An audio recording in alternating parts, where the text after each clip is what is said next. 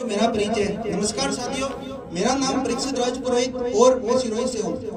गणतंत्र दिवस पर यहाँ पर बोलने के लिए सबसे पहले आप सभी का बहुत बहुत धन्यवाद। आप मुझे सुन रहे इसका भी बहुत बहुत धन्यवाद।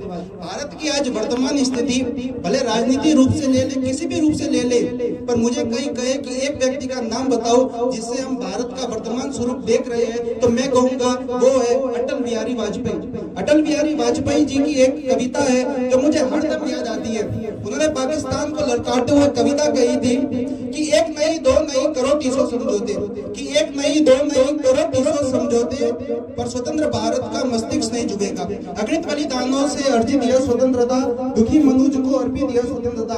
इसे मिटाने की साजिश करने वालों से कह दो चिंगारी का खेल बुरा होता है और औरों के घर पे आग लगाने का सपना सदा अपने ही घर पे खड़ा होता है।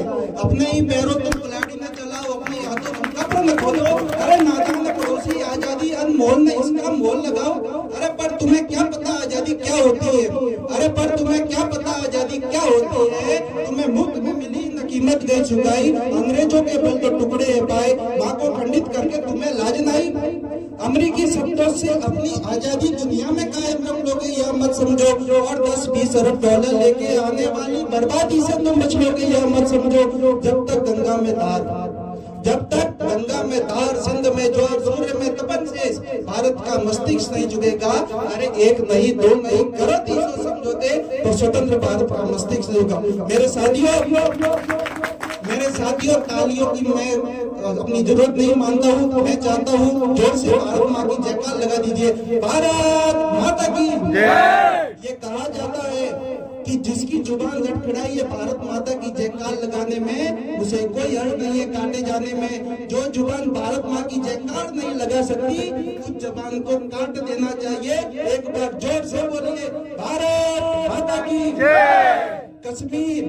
कश्मीर का मुद्दा पूरे भारतवर्ष में है। 7 लाख पंडित आज दिल्ली की सड़कों पे चने बेच रहे हैं। उनके लिए अज्ञात शायर ने क्या शायरी कही थी, ना तंत्र काम में आता है ना मंत्र काम में आता है, जो शीश काट ले दुश्मन का वो यंत्र काम में आता है। 7 लाख कश्मीरी पंडित कश्मीर से भगा दिए। अरे 7 लाख कश्मीरी पंडित कश्मीर से भगा दिए। अरे तिलक लगाने वालों के भी होश ठिकाने लगा दिए। माँ को काटा बहन को लूटा वो चुपचाप खड़े रहे। अरे माँ को काटा बहन को लूटा वो चुपचाप खड़े रहे, और कोटी बंगले वाले भी राहत शिविर में पड़े रहे। अरे पंडितों सागर से बहती पतवार उठा लेते और 7 लाख में से केवल 100 ही हथियार उठा लेते। दुश्मन की छाती पर जाकर सीधा ही तन जाते तुम, और कुछ दिन की खातिर परशुराम बन जाते तुम। पाक का झंडा ना होता, पाक का झंडा ना होता इस हिंदुस्तान की माटी में, और हर हर महादेव के नारे लगते कश्मीरी घाटी में। एक बार जोर से बोलिए हर हर महादेव। एक लाइन है जो युवाओं के लिए कहना चाहूंगा कि तैरना है तो समुद्र में तैरो, नदी नालों में क्या रखा है। भाषा थोड़ी कठिन हो जाएगी कि तैरना है तो समुद्र में तैरो, नदी नालों में क्या रखा है, और मरना है तो इस वतन पर करो, इस नाव में क्या रखा है।